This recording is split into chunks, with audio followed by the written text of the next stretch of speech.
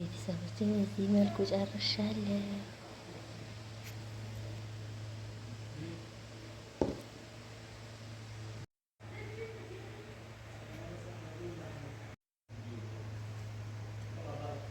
ያበደ ጌማት በዚህ መልኩ ጨርሻለሁ። ውድ ቤተሰቦች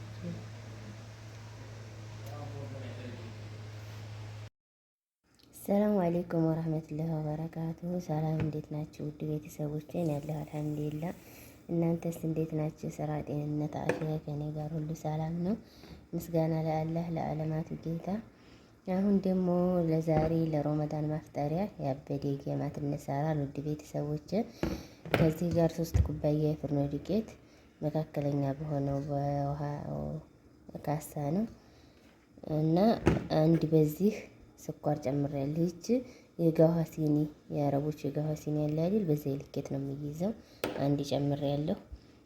ከዚህ ጋር ደግሞ እንደምታዩት እርሾ አለኝ፣ ቤኪንግ ፓውደር አለኝ፣ ቫኒላ አለኝ፣ ሁለት ማንኪያ የሾርባ ማንኪያ ወተት አለኝ። ከዚህ ጋር ደግሞ አንድ የሾርባ ማንኪያ ካስተር አለኝ። እንደዚህ አድርገን አቀላቅዬ በደንብ ሽታ አድርጌ ያቦካዋለሁ። ቀጠን ሲል መካከለኛ ያው እንግዲህ የምቀርጸው ምን ስለሆንኩ ውድ ቤተሰቦች አሁን ይሄን በደንብ እንዲህ አድርጌ አቀላቀልኩ በኋላ ትንሽ ውሃ ለብ እያረኩ ነው። ውሃችን ትንሽ ለብ ማለት አለበት። እናቶቻችን የጤፍ ውሃ እንደሚሉት አለ፣ የፀሐይ ውሃ ነው የጤፍ ማቡኪያ ውሃ እንደሚሉት እንደዛ ትንሽ ለብ ማለት አለበት። ከዛ በኋላ በደንብ ይሄንን እንሰራለን። ዛሬ ብዙ አይነት ነው የምንሰራው። ሾርባ እንሰራል አብረን። እስኪ የረመዳን 7 ፍጡር ከኔ ጋር ስሩ ውድ ቤተሰቦች።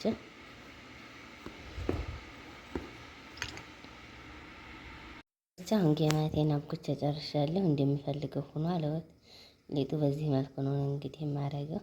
ሁሉም እንደ የቤቱ ይለያያል አይደል? ሙያው የእናንተን ደግሞ ኮሜንት ስራ አስቀምጡልኝ እና ውዶች ዘይትና ጨው ስጨምር አላሳየኋችሁም። ሴትዮዋ የተመጣ ነበር በመሃል ዘይትና ጨው ጨምሬያለሁ። ጨው እንኳን ትንሽ ነው እንጂ ብዙ አያስፈልገውም። ምክንያቱም ይሄ ጣፋጭ ስለሆነ ማለት ነው። ውድ ቤተሰቦች ላይክ፣ ሼር፣ ሰብስክራይብ አድርጉ። ያው የእናንተ ላይክ እና የእናንተ ሰብስክራይብ እኔን ያበረታታኛል። ውዶቼ ቪዲዮ ካያችሁልኝ አይቀር በላይክ ጀምሩ። እንግዲህ ዛሬ ጌማትና ሾርባ ነው የምንሰራው። አብረን እንስራ። እንግዲህ የጌማት ሊጣችንን በዚህ መልኩ መጀመሪያ በላስቲክ በኋላ ደግሞ በንጹህ በሱቅ ኪስ ጠቅልል አድርጉት። እኔ ላስቲክ ስለጨረስኩ በንጹህ ኪስ ብቻ ነው የጠቀለልኩት። ውድ ቤተሰቦች እንዲህ አድርገን እንግዲህ ለ40 ደቂቃ ያህል ካስቀመጥነው በኋላ ከዛ ትንፋሹን እንትኑን እናዋጣዋል። ንፋሱን በእጃችን መታመት አድርገን እናዋጣዋል። ከዛ በኋላ ዘይታችንን ጥደን እንጠብሳል ማለት ነው። ሊጣችን በዚህ መልኩ ደርሷል። ከላይ ድረስ ሞልቶ ነበር፣ መልሼዋለሁ። አሁንም በድጋሜ ንፋሱን አዋጣውና እንጠብሳለን። ዘይቴን ከዚህ ጥጃለሁ፣ በመካከለኛ እሳቱን ቀንሼ ጥጃለሁኝ። ዘይቱ ትንሽ በዛ ብሎ ጉርጉድ ያለ መጥበሻ ቢሆን አሪፍ ነው። ምክንያቱም ጌማቱን በደንብ እንትን እንዲለው ማለት ነው። ዝርግ ከሆነ ግን በደንብ አይጠብስልንም። ውድ ቤተሰቦች እንግዲህ ለጌማቴ ከዚህ ዘይትና ይችን አስቀምጫለሁኝ። ለዚች ቆንጆ ነው፣ ግን የፕላስቲክ ቢሆን የተመረጠ ነው። ምክንያቱም አይይዝባችሁም። የብረቱ ግን ሊጡ ጋር ይያያዛል። አብረን እንስራ ሰዎች። በዚህ መልኩ ጌማቴን እየጠበስኩ ነው። በጣም ቀይ ሳይሆን ያኔ ጠቆር ሳይልብን መካከለኛ አድርገን እንደዚህ የሚጠበስ ነገር ስንጠብስ እንዲህ ወዲያ አንድ በኩል እንደ መርጨት ማለት ነው። እንደዚህ ስናደርገው ይስተካከላል። ሰዎች ጌማቴ በዚህ መልኩ እየሰራሁ ነው፣ እየጠበስኩ ነው። እሳቱን መካከለኛ ማድረጋችሁን አትርሱ። ምክንያቱም በጣም ከገነነ እሳቱ ሳይበስል ቅልት ይልና ወይም ይጠቁርና ውስጡ እንደገና በኋላ ስንቆርሰው እንትን ይሆናል፣ የሆነ ሊጥ ይኖረዋል። ግን በጣም ደግሞ ቀስታ መጨረሻው መቀነስ ነው።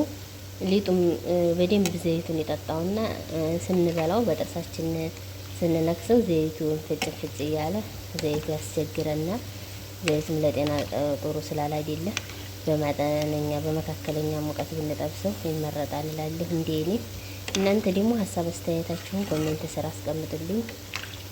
የእናንተንም ሙያችሁን እንግዲህ ሁሉም ሙያው እንደየቤቱ ስለሚለያይ እንደዚህ ብታረጊ ይሄን ብታስተካክይ የምትሉትን ሀሳባችሁን ኮሜንት ስር አስቀምጡልኝ። ውድ ቤተሰቦች ላይክ፣ ሼር፣ ሰብስክራይብ እያደረጋችሁ ስለምታበረታቱኝ ምስጋና ከልብ ነው።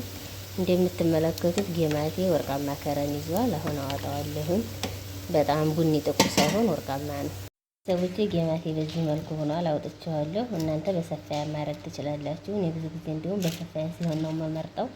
ግን ሴትዬ በዚህ ነው የምትለው። በምግቡ ቲሪ ያለ አይደል የምግብ ሳህን የምናቀርብበት ሩዝ በዛ አድርጌ የመጥበሻ ወረቀት አለኝ። በዚህ ነው ያረኩት።